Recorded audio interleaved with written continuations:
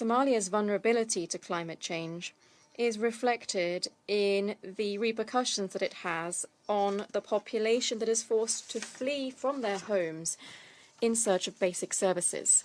Moreover, those who were already displaced by the conflict and by violence suffer the impacts of this disproportionately. This, in turn, has increased the humanitarian needs of the population, including food insecurity. Hence, it is crucial to continue equipping both the relevant authorities and those called on to support their efforts with the necessary tools to prepare for, analyze, and respond to these adverse impacts of climate change. This would make it possible to comprehensively address, as we are already seeing in Somalia, the fundamental causes of the current climate and humanitarian crisis in the country, and to provide sustainable solutions thereto. Mr. President, as we have done on previous occasions, we wish to express our concern at the security situation in Somalia and at the attacks perpetrated by the terrorist group Al-Shabaab, which continue to be the main source of violence in Somalia.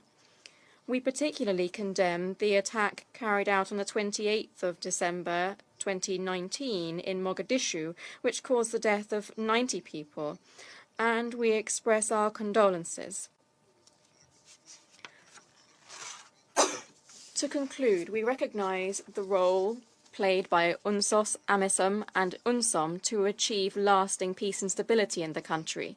We trust that the process to prepare for and hold the forthcoming elections will open the way to a new phase of dialogue in Somalia that will in turn contribute to the development of a participatory democracy and lasting solutions to the numerous challenges faced by the Somali people. Thank you very much. I thank the representative of the Dominican Republic for his statement, and I now give the floor to the representative of the Russian Federation. Thank you, Mr. President.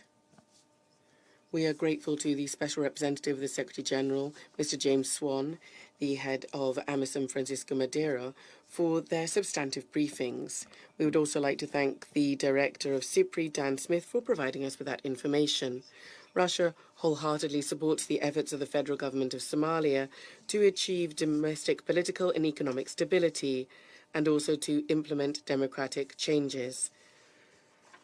We continue to follow closely both the situation in the country and also the steps taken by the authorities to prepare for the main event of the year, the general elections.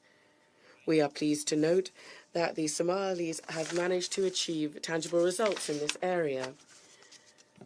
Undoubtedly, the most significant was the adoption last week of the very important electoral law. We also welcome the launch in Mogadishu at the beginning of the month of consultations to update the federal constitution. Furthermore, I would like to welcome the significant contribution made by the federal government to normalize the situation in the Horn of Africa as a whole.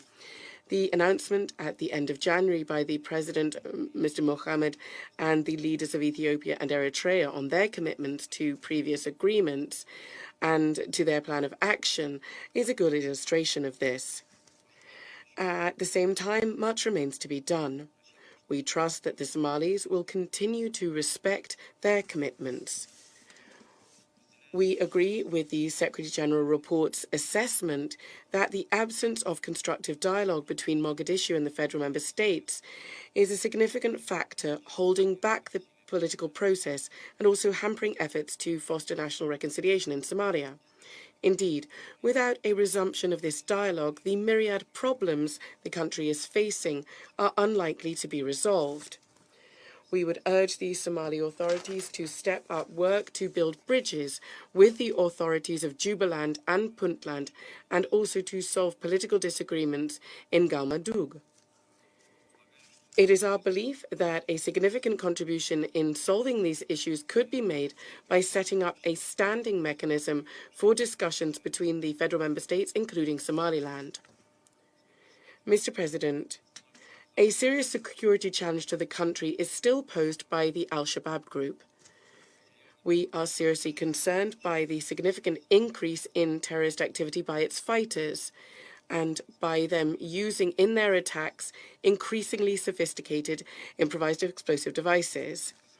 In this regard, we'd like to remind you that in August 2019, our delegation asked the UK penholders on Somalia to organise in the Council a briefing of the Director of UN Mine Action Service on the threat posed by these devices in Somalia. We could have heard from him today. However, our request unfortunately went unheeded. We still believe that the issue of IEDs warrants just as much attention as other aspects of the situation that were considered today. We are convinced that to curb the terrorist threat in Somalia, there is a need for effective joint work to build a unified national security architecture.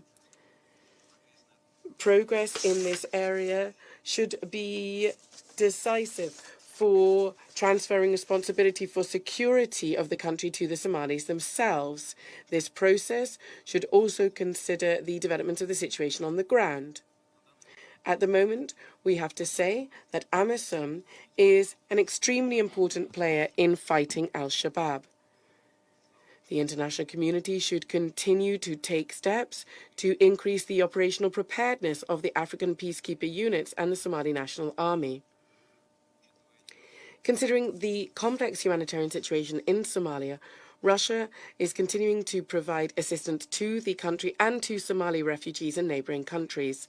This is through targeted contributions to the relevant funds of the UN World Food Programme. We also intend to continue to train Somali civilian personnel.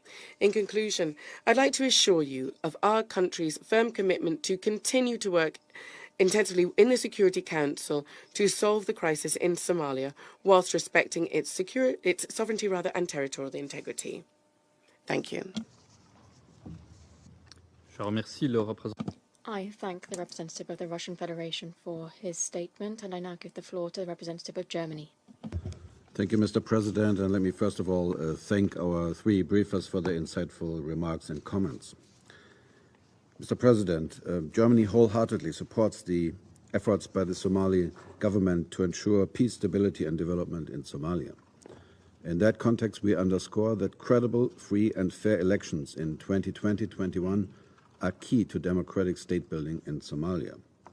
After the last elections in 2016 and 17, a wide range of Somali leaders pledged to hold direct one-person, one-vote elections in 2020-21. Most recently, this was also reflected in the commitments of the Somali government and stakeholders in the 2020 Mutual Accountability Framework. We take note of the federal electoral bill that has been signed into law by the federal president last week. However, we also see that some paragraphs of the law are arguably not implementable despite repeated and concrete advice on these issues provided to Parliament by the NAIC and UN electoral experts. Additionally, the electoral code leaves many important questions unresolved. These need to be answered on the basis of broad political consensus and in full cooperation between the federal government of Somalia and the federal member states, according to the MAF commitments made. Like others, we are highly concerned with regards to the current political situation in Galmudug and Jubaland, and we call upon a political settlement of tensions which requires dialogue and compromise. A constructive political cooperation between the federal government and all federal member states must be given the highest priority. Unfortunately, we have not seen much progress over the last months, but coordination meetings should be resumed swiftly and take place regularly in order to resolve outstanding issues. In view of the elections 2020, the political process obviously must noticeably catch up. On the issue of Somaliland, we also encourage both sides, Mogadishu and Hargeisa, to pursue the currently resumed dialogue. Now, Mr. President, on security, let me first of all commend the progress reached in the security sector, and we pay tribute to the work and the sacrifices of AMISOM and the Somali National Army. It is crucial to continue on this path in a coherent and coordinated manner. We need, obviously, security sector reform and the implementation of national security architecture and security transition. The security of elections is equally important, but it's also important to pursue constructive discussions with all stakeholders on the future of international support to the Somali security sector in the next months, also with the perspective of the upcoming independent assessment requested by this Council until the beginning of 2021. We need a credible, sustainable post-2021 security model for Somalia. On the humanitarian developments and situations, Germany remains extremely concerned about the current humanitarian situation and also about the additional challenges caused by the plague of locusts. We have swiftly reacted by making available 3 billion euros to the FAO to safeguard livelihoods, and will continue to watch this very, very carefully. One word on human rights, the human rights situation. We have noted that Amnesty International stated in its last report a surge in violent attacks, threats, harassment, and intimidation of media workers in Somalia. We are obviously concerned about this assessment and urge all stakeholders to respect the freedom of the press and to protect media workers.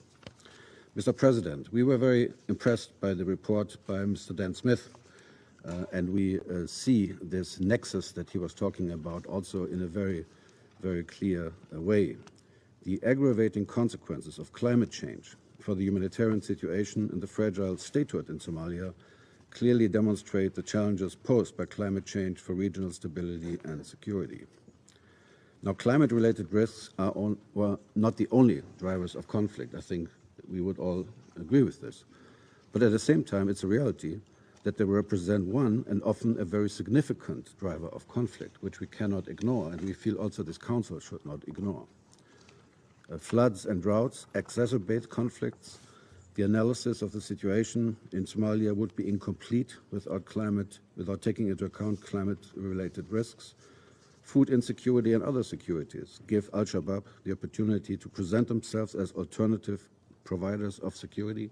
So there's obviously a clear nexus between climate-related risks and insecurity. And all this shows to us that there is a substantial reason for concern about the effects of climate change on the security situation in Somalia. At the same time, as we have heard today in the briefings, climate change poses challenges for the implementation of the mandate of the UN mission in Somalia. Therefore, we feel and are convinced it is high time for this Council to duly take into account climate change as a factor relevant for peace and security. Germany is investing into strengthening capacity on climate and security in the field, inter alia by financing the post of an environment and security advisor who will support the UN in-country presence and provide information on climate security risks in Somalia. Thank you very much. I would like to thank the representative of Germany for his statement, and I give the floor to the representative of China. Thank you, Mr. President. China thanks the briefers for their briefings, namely Mr. Swan, Special Representative of the UN Secretary-General, Mr. Madeira, Special Representative of the Chairperson of the AU Commission, and Mr. Smith, Director of the Stockholm International Peace Research Institute. Over the past 3 months, we have seen positive progress in Somalia's national reconstruction and preparations for the late 2020 or early 2021 elections. A new electoral code was passed and signed into law. The 9th National Development Plan was unveiled, and a tripartite summit with Eritrea and Ethiopia was held, during which the Joint Plan of Action for 2020 and beyond was adopted. China commends Somalia's efforts to promote national peace, stability and development, and welcomes improved relations and cooperation among the Horn of Africa countries. Parallel to those developments are some persistent challenges confronting Somalia in such areas as the political process, election preparations, and socio-economic development. Terrorism remains a threat to regional security, and natural disasters, including floods and locust outbreaks, imperil the country's humanitarian situation. The international community should continue to closely follow the evolving situation in Somalia and provide constructive assistance on the basis of full respect for Somalia's sovereignty, independence, and territorial integrity. First, We need to help Somalia improve its national governance capacity. The Security Council and the international community at large should uphold the principled position that the country's political process is Somali-led and Somali-owned, and on the basis of respecting the Somali government's leadership, help Somalia move its political process forward, improve the development of its federal institutions, improve the relationship between the federal government and member state governments, and create enabling conditions for peaceful and smooth elections in late 2020 or early 2021. Second, we need to strengthen Somalia's security capacity building. The international community should continue to support AMISOM so it can function better as mandated, provide stable, predictable, and sustainable funding for AMISOM. Help Somalia strengthen its security capacity building and enable the Somali security forces to take over the responsibility of maintaining national security in phases. Third, we need to deepen cooperation among the United Nations, the African Union, and regional countries on the Somali issue. The international community should support African countries in resolving African issues the African way and support regional and sub-regional organizations such as the African Union and IGAD in playing a leading role in the political settlement of the Somali issue. Fourth, we need to focus efforts on tackling the root causes of conflict. Somalia has been ravaged by a protracted war with devastating effects on its socio-economic development. That is compounded by a serious lack of capacity to cope with climate change and natural disasters. It is necessary to take the sustainable development approach to overcome food security and humanitarian crises in the context of climate change. The international community should step up its assistance in such areas as education, health, food security, and infrastructure development to help Somalia achieve self-reliant and sustainable development as soon as possible. China has long been actively engaged in Somalia's peace process and providing humanitarian assistance and socio-economic development support to Somalia. In order to help Somalia respond to flooding, China recently provided tents, mosquito nets, emergency medical supplies, and other in-kind assistance to Somalia. China is ready, along with the rest of the international community, to continue its constructive role in helping Somalia achieve peace, stability, and development. I thank you, Mr. President. I'd like to thank the representative of China for that statement, and I'll give the floor to the representative of France. Thank you, Mr. President. I wish to begin by thanking our three briefers for their briefings and reiterate France's full support to the Special Representative. Mr. President, today I wish to underscore 4 points. The first pertains to our concern at the stalemate in relations between the federal Somalian government and certain federal member states. This is a stalemate which has now lasted for more than 18 months and which represents a major obstacle to the successful conclusion of crucial projects for Somali. It's therefore urgent that this dialogue resume, particularly between the federal Somali authorities and the authorities in Jubaland and Puntland. In this regard, we welcome the mediation efforts undertaken in December by the United Nations, the African Union, IGAD, and the European Union, but we regret that the fact that the Somali leaders have not provided any follow-up thereto. The second point I wish to underscore relates to the elections of 2020-2021.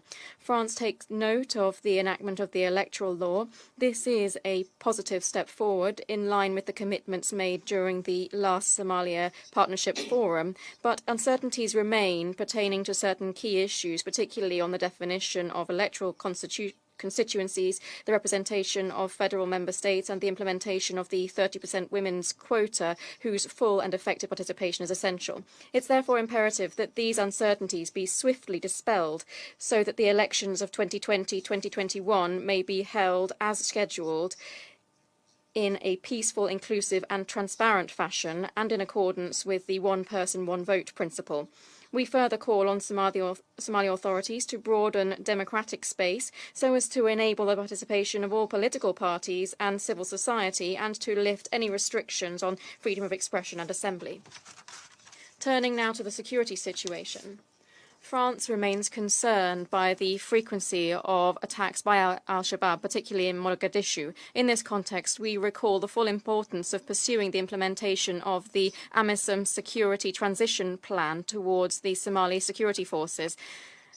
Somali operations should step up, the authorities should step up their efforts if they wish to be able to control all of their territory. This involves the implementation of a credible generation of forces plan and by the integration of regional forces in the Somali National Army. Turning to AMISOM now, France believes that the European Union must continue to provide its financial support to AMISOM, but in exchange, the federal Somali authorities must speed up the implementation of security reforms and resume their cooperation with federal member states. In this context, we stand ready to participate actively in discussions on the future of international engagement in Somalia after 2021. These discussions must include all stakeholders involved in Somalia. Finally, on climate change, I would like to welcome the briefing given by the Director of CIPRI.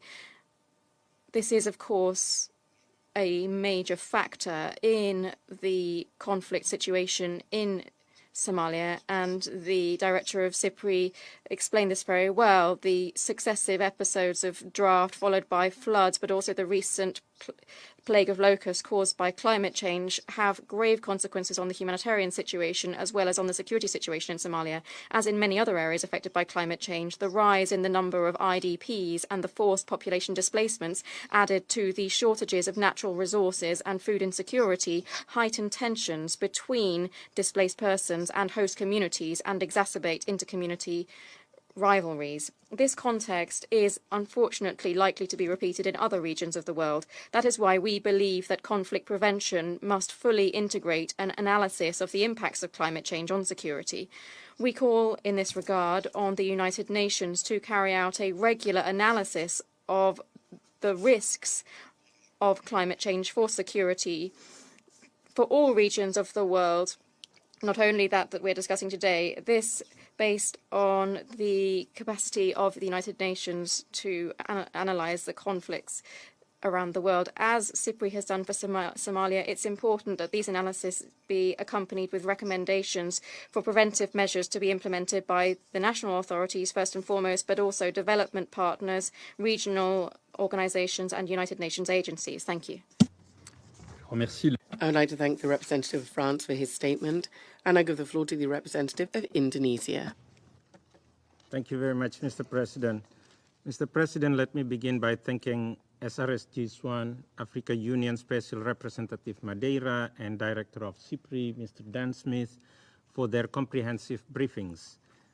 Mr. President, 2020 is crucial for Somalia as it embarks on multi-sectoral reform, including the holding of universal suffrage election, strengthening its security sector as well as economic and social development. The mutual accountability framework agreed in October 2019 is important and ambitious. We hope for its continued implementation. In this regard, I would like to highlight three issues regarding the political, security, and humanitarian situations. First, it is necessary to resolve the political impasse between the federal government and the federal member states. The key national priorities as set out in the Mutual Accountability Framework require strong cooperation between the federal government and the federal member states. The two must engage in constructive dialogue to peacefully resolve all outstanding differences. Ending the political deadlock is essential to accelerate political progress, consensus building, and reconciliation. We commend the works of the SRSG, African Union, European Union, and IGAD in facilitating dialogue regarding the ways to realize national priorities. We concur with the view of the Secretary General that organization of elections in a timely and peaceful manner remains a priority for 2020. We therefore welcome the adoption of the electoral law and hope the 2020 electoral timeline can be met. Second, we remain deeply concerned by ongoing threat of Al-Shabaab. We condemn all recent attacks by Al-Shabaab, including IED attacks in Afgoye and Mogadishu, and would like to express our deepest condolences to the families of the victims. We welcome the completion of a joint threat assessment of security conditions on the ground, it is necessary to continue assessing the implication of the planned drawdown of an additional 1,000 AMISOM personnel later this month to ensure that the security gains so far achieved will not be reversed. We are encouraged by the government's commitment in the implementation of the transition plan, including the continued military operations, force generation efforts, and institutional capacity building. We would like to reiterate the importance of accelerated and coordinated international assistance to support force generation and capacity building. This is crucial to produce a well-trained and equipped Somali security force that is eventually able to take over security responsibilities. Third, it is important to alleviate the humanitarian situation in Somalia. Recent flooding has compounded the dire humanitarian situation, with increasing number of people being displaced and in need of assistance. In this regard, we call on all international partners to provide the much-needed humanitarian relief and assistance to ensure long-term recovery and resilience of the Somali people. Lastly, Mr. President, I commend the federal government for demonstrating leadership and determination in implementing its reform agenda while tackling multidimensional challenges. I wish to reaffirm Indonesia's respect for Somalia's sovereignty and territorial integrity and convey our utmost tribute to ANSOM, ANSOS, AMISOM, and all actors working to ensure lasting peace and stability in Somalia. I thank you very much, Mr. President. I would like to thank the representative of Indonesia for his statement, and I give the floor to the representative of Tunisia. Merci, Monsieur le Président. Thank you, Mr. President. I have the honor to deliver this statement on behalf of the A3+1, Niger, South Africa, Tunisia, and St. Vincent and the Grenadines. We would like to thank Mr. James Swan, Special Representative of the Secretary General, and Mr. Francisco Quetano José Madeira, Special Representative of the Chairperson of the African Union Commission for Somalia and Head of the African Union Mission in Somalia, and Mr. Dan Smith, Director of CIPRI. As Somalia embarks on a crucial year, Niger, South Africa, St. Vincent and the Grenadines, and Tunisia commend the federal government of Somalia for its continuous efforts and progress to stabilize the country, including strengthening state institutions, improving security situation, and creating an enabling environment for pushing the political process forward. We hope that the federal government and the leaders of the federal member states would continue to engage to reach the necessary political agreement and build consensus and unity on key national priorities. A constructive and inclusive dialogue would certainly enable the Somalis to adequately address the political, security, humanitarian, and development challenges the country is facing. We therefore echo the call of the Secretary General for the Somali leaders to consider instituting a mechanism of dialogue and consensus building in order to advance the aspiration of the Somali people. We hope that such a dialogue will also help pave the way for the preparation and timely organization of peaceful national elections in 2020. We view that the timely organization of peaceful national elections in 2020, as identified in the Mutual Accountability Framework, is of utmost importance for progress to continue to achieve towards stabilization and the building of a functional federal state in Somalia. Mr. President, we underscore the importance of engaging women and young people in the country's political life. Building a democratic and inclusive state would require their full and meaningful participation in peace-building and state-building processes. On the security situation, we appreciate the close cooperation of ANSOM and AMISOM in support of the National Security Architecture Agreement and Transition Plan with the view of devising an inclusive security sector approach that responds to the needs of the Somali people. However, we remain deeply concerned by the still persistent terrorist threat that Al-Shabaab still poses, and we reiterate our strong condemnation of the attacks and all acts of terrorism and violent extremism perpetrated by the terrorist group.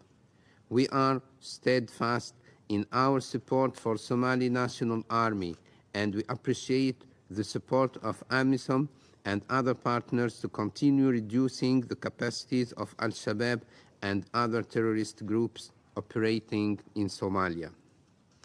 We welcome the joint UN, African Union, and federal government threat assessment of security conditions on the ground and call on the international community to continue to provide the necessary security assistance to Somali authorities at both federal and state levels, including in force generation and capacity building.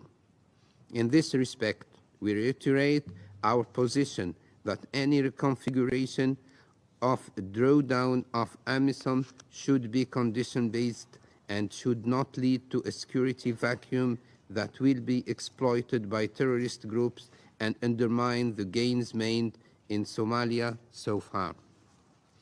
We commend the gains made during the joint military operations by the Somali National Army and AMISOM in Lower Shabelle, resulting in several strategic areas recovered from Al-Shabaab.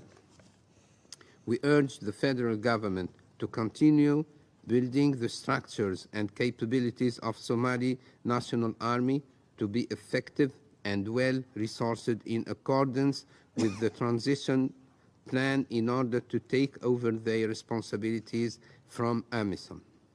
We are convinced that these achievements will help create favorable conditions that will allow Somalia to effectively assume the security responsibilities by 2021 and facilitate the holding of democratic elections in the country by the end of the year 2020. We appeal to the international community and partners to mobilize resources and replenish the trust fund for AMISOM and the trust fund to support the Somali security forces. Mr. President, we express our concern towards the humanitarian situation affecting millions of Somalis as a result of adverse climatic conditions and terrorist threat. The climate has presented adequate conditions for the locust invasion, which is having a devastating impact on the agriculture sector of Somalia, leading to the declaration of a state of emergency this month. In this regard, it is imperative to take into consideration the impact of climate change. Urgent assistance is needed to build adaptation and resilience measures into the country, and we call on the international community of donors to support Somalia in this regard. Finally, we commend the sustained efforts by the federal government over the years to ensure that Somalia becomes eligible for debt relief from the heavily indebted poor country initiative of the World Bank and the International Monetary Fund. This is a significant achievement that we hope will pave the way for further economic developments in Somalia. Thank you. I would like to thank the representative of Tunisia for that statement, and I give the floor to the representative of Estonia. Thank you, Mr. President. I thank the briefers for their insightful overviews on the latest developments in Somalia. It is important that 2020 is used not only to consolidate the progress made thus far, but to further it. Dialogue between the federal government of Somalia and federal member states is a crucial priority to achieve progress on national priorities. Estonia joins the call to country's leaders to take immediate steps to restore ties and consider instituting a mechanism for dialogue and consensus building in the interest of the nation. This is crucial not only for the upcoming elections, but also for the broader political, security, humanitarian and development challenges the country is facing, which cannot be solved unless there is constructive dialogue and strong unity of purpose between the federal government and the federal member states. Organization of timely, credible and peaceful national elections must remain the first priority for 2020, as identified in Mutual Accountability Framework. We recognize the profound progress already made towards direct elections and welcome the enactment of the electoral law. However, there are some concerns about the frameworks governing the elections.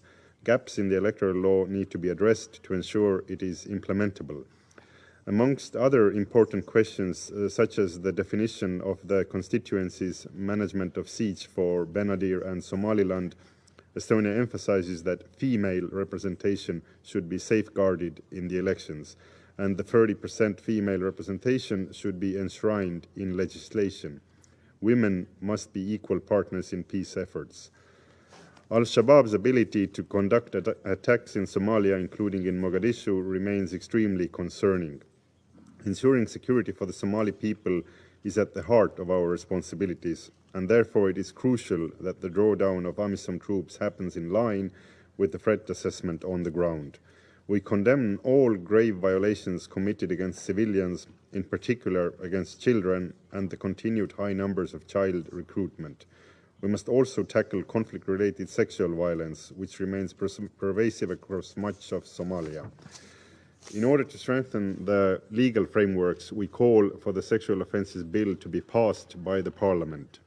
Estonia is deeply concerned about the current humanitarian situation, including the recent locust invasion and the threat it poses to fragile food security situation. As we heard from the director of SIPRI, climatic shocks continue to severely impact Somalia and require comprehensive solutions that offer prevention and threat mitigation. Estonia encourages further efforts in this line of work that will proactively address these threats. Finally, I would like to express Estonia's support to the work of the UN in Somalia and also to pay tribute to AMISOM and Somali security forces for their efforts to make long-term peace and stability in Somalia a reality. I thank you. I thank the representative of Estonia for his statement, and I now give the floor to the representative of Vietnam. Thank you, Mr. President. Mr. President, at the outset, I would like to thank our three distinguished briefers of this afternoon meeting for their informative and important briefings. In the period under consideration, there were positive developments in Somalia that have brought hope for more security and stability. Vietnam welcomes and believes that with sustained efforts from the government of Somalia and regional and international partners, these progresses will contribute to better promoting security, the livelihoods of the people. Cautious optimism is required and more efforts are needed, however. Traditional and non-traditional threats to stability and development remain a significant concern, mainly due to unrelenting terrorist attack by Al-Shabaab. Better synchronization between federal government of Somalia and federal member states is also needed in the interest of implementation of national ambitious priorities. And as Mr. Smith just noted, the country continues to be vulnerable to the adverse impact of climate change and other shortages. National food security and livelihoods are at risk amid the recent surge of desert locusts. In this regard, we wish to make the following observation. Firstly, we support the efforts by the government as well as other political leaders of Somalia for national unity and reconciliation. We enjoy the call upon all parties concerned to make further efforts to engage in a constructive dialogue for the sake of security, sustained stability, and development of Somalia. We therefore commend the recent meetings between President Farmajo and other political leaders and look forward to their continued efforts and specific follow-up actions. Secondly, we commend the progress of the preparation for national election in 2020 with the signing of the electoral bill on 21st February 2020 by President of Somalia. It is significant that the bill allows all people and political parties, especially the political representation of women and minorities, to take part in the electoral process, including at least 30% minimum quota for women parliamentarians. Thirdly, we strongly condemn all forms of violent extremism and terrorist attacks by Al-Shabaab in Mogadishu and the regions against civilians, government officials, and international forces. We emphasize the need to step up efforts to counter the continued threats from terrorism and tackle the flow of illegal arms to terrorist groups. In addition, more effective security measures are needed in protecting civilians, especially women and children. In this regard, we also welcome the recent engagement between the government of Somalia and the Council Committee and the panel of experts on Somalia. Fourthly, the rapid shift from severe drought to flooding have negative impacts to populations already vulnerable due to chronic poverty and conflict. We support the flood response plan launched by United Nations and federal government of Somalia in December 2019, call on international partners to support federal government of Somalia in mitigating current and future risks and alleviating the suffering caused by weather-related crises. In this connection, we cannot emphasize enough the need to address deep-rooted economic issues facing Somalia, especially in agricultural development.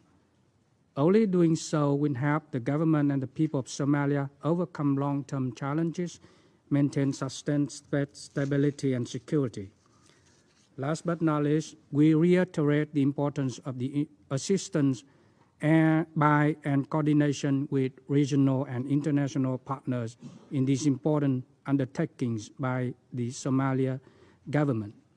We commend the work of and reiterate our support to the African Union Mission in Somalia, the European Union Training Mission in Somalia, the United Nations Assistance Mission, and the United Nations Country Team and the Special Representative to continue their support for Somalia in maintaining peace, stability, and further development. I thank you, Mr. President. I thank the representative of Vietnam for his statement. I shall now make a statement in my capacity as the representative of Belgium. First and foremost, I would like to say a few words about the political situation. Somalia is currently developing its federal system. We understand the complex nature of this task. We commend the good technical cooperation between the federal levels set up with a view to obtaining debt relief. There is a need now to extend this cooperation to other areas and to add constructive dialogue at the political level to it. Somalia is making progress on several crucial issues, including security sector reform and preparing for the elections. Nonetheless, without a domestic political dialogue, solutions can only be incomplete. Some aspects of the electoral code need to be reviewed, as was said. Time is of the essence to organize presidential elections as scheduled. We would also encourage the federal government to expand the democratic space in order to enable everybody to participate, including women, young people, and displaced persons.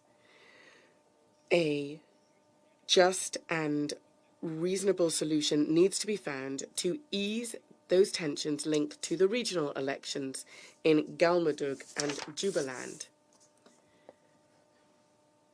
Regarding now security matters, insufficient dialogue between the federal government and some federal member states has also had a negative impact on the transition plan and the projected departure of AMISOM.